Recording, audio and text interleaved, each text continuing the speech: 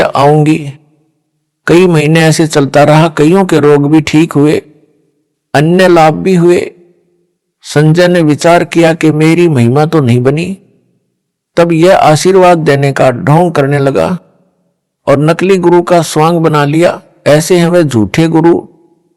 यहां तो यह कुर्सी पर अकड़ कर बैठकर मुझ दास की तरह उंगली अंगूठे से सटाकर नकल करके आशीर्वाद देने का ढोंग करता है।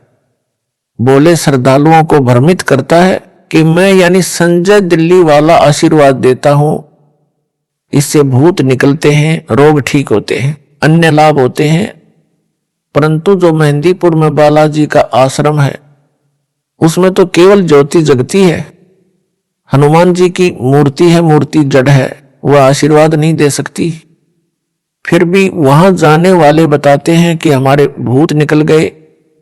कोई कहता है कि मुझे कैंसर थी, बालाजी मेहंदीपुर में ज्योति चढ़ाने, स्वामणी का प्रसाद चढ़ाने मात्र से रोग ठीक हो गया।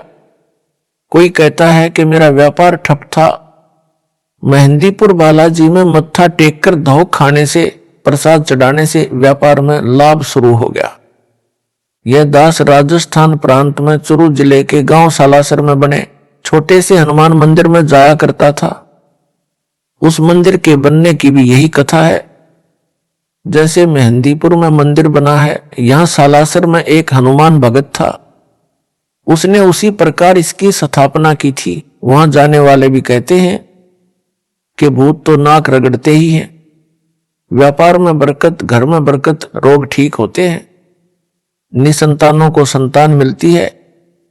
यहां तक बताने वाले मिलते थे कि मेरे को कैंसर थी, यहां तीसरी बार आया तो स्वस्थ हो गया। उस मंदिर में भी एक मूर्ति रखी है, ज्योति जलाई जाती है, कोई आशीर्वाद देने वाला भी नहीं है। सब वही लाभ हो रहे हैं जो संजय दिल्ली वाला गुरुद्रोही बताता है। दास यह बताना चाहता है कि कैंसर से भयंकर दीर्घ रोग जन्म मरण का है।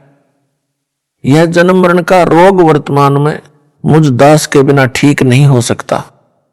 चाहे विश्व में सब स्थानों पर ज्योति जलवा दो, संजय साकट जैसों से कितने ही आशीर्वाद ले लो, जो लाभ अन्य स्थानों पर होते हैं वे तो दास से रूंगे यानी फ्री में होते हैं। मुख्य लाभ तो पूर्ण मोक्ष मिलता है। दास की आज्ञा से कमेटी ने देश भर में लगभग 500 नामदान केंद्र भिन्न भिन्न शहरों में बना रखे हैं। प्रत्येक में एक एक अखंड ज्योति जलती है। जो नए भगत वहां नाम दीक्षा लेने जाते हैं, यदि किसी को प्रेत बाधा होती है तो वह वहां ज्योति व गुरु गोविंद वाले फोटो के सामने नाक रगड़ता है, उसकी प्रेत बाधा तो समाप्त होती ही है, साथ में अन्य सब लाभ भी मिलते हैं तथा जन्म मरण का असाध्य रोग भी समाप्त होता है। जिन भक्तों ने संजय दिल्ली को जमीन दी है उनको पाप लगा है। उन्हें चाहिए था दास से आज्ञा लेकर नामदान केंद्र बनाते, उसमें दास अपने विश्वास का भगत रखता तो वहां के भक्तों का कल्याण होता। जमीन दान करने वालों को महापुण्य मिलता है। यह तो कसाई वाला हत्था यानी बूचड़ खाना बनवा दिया, कोरा पाप मोल जमीन देकर ले लिया। जमीन देने वाले भक्तों को मृत्यु के बाद भी इस स्थान का पाप लगता रहेगा। जब तक यह हत्था चलता रहेगा वह पाप इनकी किस्मत में चित्रगुप्त के पास लिखा जाता रहेगा। यदि ये भगत दास की आज्ञा से केवल नाम दान के लिए जमीन देते तो इनको मृत्यु के उपरांत भी पुण्य लाभ मिलता रहता। जब तक यह कल्याण केंद्र चलता, यह संसार समझदा नहीं, कहंदा शाम दोपहरे नू, गरीबदास ये वक्त जात है, रोवोगे इस पहरे नू। कुछ नए भगत ऐसे भ्रमित हुए। संजय साकट दिल्ली एक ही बात पर जोर दे रहा है कि कमेटी वाले दान के पैसे को धर्म ज्योति जलाना, हलवा खीर बनाना में नहीं लगाते, अपनी जेब में रख लेते हैं। जब इसको ये 1 एकड़ जमीन मिली तो इसने प्रपंच शुरू किया। भक्तों से 11 ज्योति के 4500 रुपये दान लेकर यह सिद्ध करने लगा कि कमेटी वाले कमेटी वालों को माध्यम बनाकर मेरे को मूर्ख बेईमान सिद्ध करता है तो एक ज्योति के 2100 रुपये लेते हैं और ज्योति भी नहीं लगाते, सब रुपये स्वयं रख रहे हैं।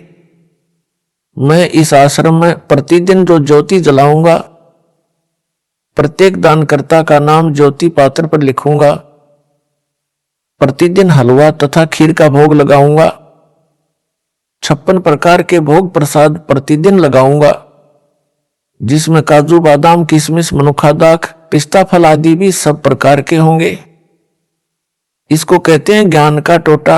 गुरु मूर्ख तथा शिष्य महामूर्ख, बोले तथा दास के ज्ञान को ठीक से ना समझे हुए भगत प्रभावित हुए कि सही बात है, सब दान हमारे सामने लगेगा।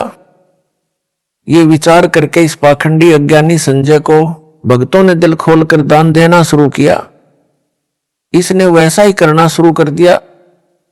प्रत्येक ज्योति पात्र पर नाम लिखकर अखंड ज्योति जलाने लगा, प्रतिदिन हलवा खीर बनाने लगा, दास के सत्संगों को स्पीकर पर चलाने लगा, सब फोटो भी हमारे रख लिए। बोली संगत उस मूर्ख के जाल में फंस गई। विवेचन दास का पहले तो संजय साकट के द्वारा कोई भी दान धर्म क्रिया करवाना भगत मती को कोई लाभ ही नहीं देगा, क्योंकि इसको दास ने कोई भी क्रिया करने की आज्ञा नहीं दे रखी। गुरु के स्थान पर अन्य को दान देना व्यर्थ है। रेही की जमीन में बीज डालना है। यह आप भगत जन सत्संग में भी बहुत बार सुनते रहे हो। इस पाखंडी के मूर्खता वाले यानी शास्त्र विधि त्याग कर मनमाने आचरण करने से तो क्या लाभ मिलेगा। आपको बताता हूं कि सतयुग में राजा अम्बरीश हुए थे। उसने अपने गुरु के द्वारा मर्यादित यज्ञ की थी, जिसमें 100 मन यानी 4000 किलोग्राम गाय या भैंस का घी प्रयोग किया जाता था, जिसमें हवन यज्ञ धर्म यज्ञ भोजन हलवा खीर 56 प्रकार का भोग प्रसाद बनता था आदि की जाती थी। इसके अतिरिक्त धर्म यज्ञ में आए हजारों लाखों ब्राह्मणों को भोजन कपड़े तथा एक लागड़ दूध वाली गाय व उसका बच्चा दान में दिया जाता था। राजा अम्बरीश ने ऐसी ऐसी हजारों यज्ञ करवाई, सिद्धि भी आ गई, रोग भी दूर रहा। राजा अम्बरीश स्वर्ग गए, वहां लाखों वर्ष स्वर्ग में अपने दान का फल भोगा। फिर त्रेता युग में उसी यज्ञों के फल से राजपद भी मिला। वह अम्बरीश वाली आत्मा राजा जनक रूप में जन्मी। राजा जनक वाले जीवन काल में भी अनेकों महायज्ञ अपने गुरु की देखरेख में की। उन शास्त्र विधि अनुसार की यज्ञों से वह आत्मा विमान में बैठकर स्वर्ग गई। मार्ग में एक नरक से 12 करोड़ जीवों को भी आधे धर्म कर्मों यानी पुण्यों का संकल्प करके निकलवा कर स्वर्ग ले गए। स्वर्ग में अपने दान धर्म से किए यज्ञों का फल स्वर्ग में लाखों वर्ष भोग कर कलयुग में वही आत्मा सिख गुरु श्री नानक जी के रूप में जन्मी। उस जीव का कल्याण सतगुरु कबीर जी की शरण में आने से हुआ। जो दास से उपदेशी हैं वे सतगुरु शरण में हैं। जो भोले ज्ञान के अधूरे गांठ के पूरे पैसे वाले उस पाखंडी संजय दिल्ली के पास जाकर उस मूर्ख के बहकावे में आकर ज्योति आदि का दान धर्म कर रहे हैं, वह लंडरू अज्ञानी संजय दिल्ली उनको क्या देगा। जब ऊपर बताई यज्ञों से जन्म मरण चक्र बना रहा, जिसमें हवन यज्ञ में हजारों किलोग्राम घी स्वाहा किया, हजारों किलोग्राम घी हलवे खीर आदि 56 प्रकार के भोग प्रसाद में लगाया। पुराणों में लिखा है कि राजा जनक ने 1000 यज्ञ 100 मन घी धर्म में लगाकर की थी, फिर भी जन्म मरण समाप्त नहीं हुआ। संजय दिल्ली के माध्यम से भ्रमित भगत सारी आयु में भी ज्योति अखंड जलवाएं तो भी 10 क्विंटल घी प्रयोग नहीं हो सकता, और जितना पैसा घी तथा अन्य 56 भोग में लगेगा वह व्यर्थ है, क्योंकि गुरु बिन दान व्यर्थ है। उनको तथा उस नकली धोखेबाज को पशु योनि मिलेगी। आप तो सतगुरु शरण में आकर नरक वाले मार्ग पर जा रहे हो, मोक्ष में खो रहे हो। आप जी को महापुरुषों की वाणी से, सतगुरु कबीर जी की वाणी से, संत गरीबदास जी की वाणी से कितनी बार समझाया है कि मन तू चल रे सुख के सागर, जहां शब्द सिंधु रत्नागर, कोटि जन्म